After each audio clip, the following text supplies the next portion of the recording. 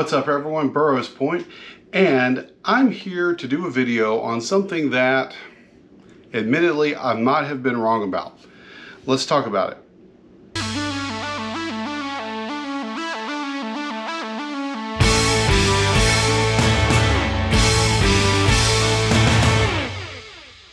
So I've been watching a lot of videos on YouTube and watching a lot of resources and kind of getting some information about the subject of motorcycle ridership in 2024. And one of the things that I see as a recurring theme in many videos, many vlog posts, all sorts of different media projects is that motorcycle ridership purportedly is in decline, that the number of riders in the United States is decreasing, and that the sport is in peril because the number of people who want to take up the sport is decreasing. One of the common themes in media is the slowing of new motorcycle sales. That's one of the things that's being touted as one of the statistics that motorcycle ridership is slowing. And in fact, there's a Reuters article, and I'll put the link in the description below, that basically says in Q1 of 2024 that motorcycle companies Harley Davidson and Indian are experiencing slowdowns in their new vehicle sales. Specifically, although Harley Davidson is up 6% in North America, worldwide they're having a slowdown. And this is due to a number of reasons. One of them could be the economic issues that we're having here in the United States. Credit's harder to obtain. Economic slowdowns, downturns can have a negative effect on discretionary purchases, and motorcycles are certainly seen as discretionary purchases.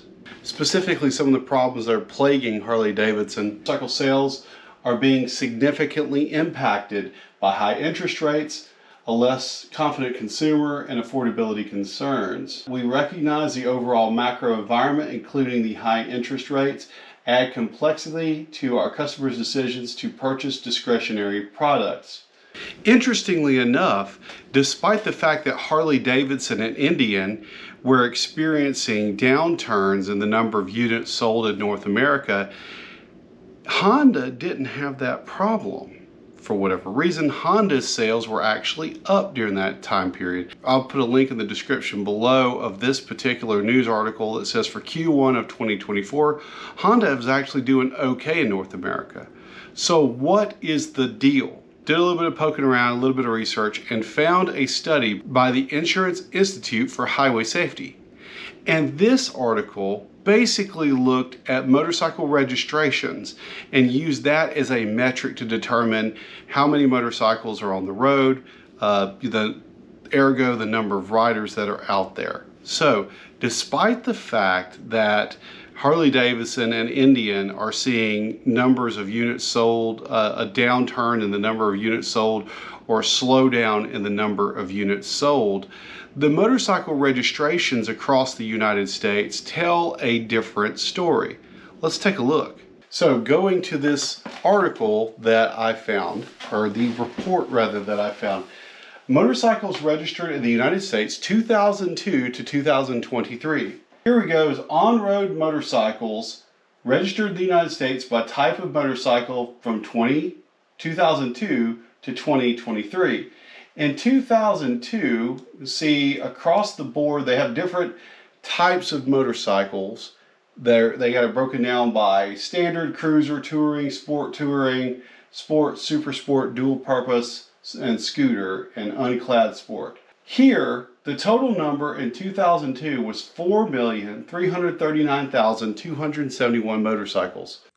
So my GoPro video crapped out, so I'm having to re-record this portion of the video. But the statistics here between 2002 and 2023 show that there are nearly double the motorcycles registered to be on the road now than there were in 2002, or at least in 2023 than there were in 2002. Now, why is this? I can think of a couple different reasons why. People may own more than one motorcycle. That's certainly a possibility. I own more than one motorcycle, so I might be able to account for some of that. But the other thing is there genuinely might be more motorcycle riders out there than there were in 2002. So there's an upward trend there. Although there were a couple hiccups from year to year, overall, the trend has been positive. So how do we reconcile the number of new motorcycle sales declining, but the number of motorcycles registered to be on the road increasing? And I think what would be interesting to know would be the statistic for the average age of motorcycles on the road. Because I know in the automotive world that, especially due to COVID, new vehicle prices going insane, there was the availability of new vehicles during COVID. The average age of automobiles since 2020 on the road has been steadily increasing.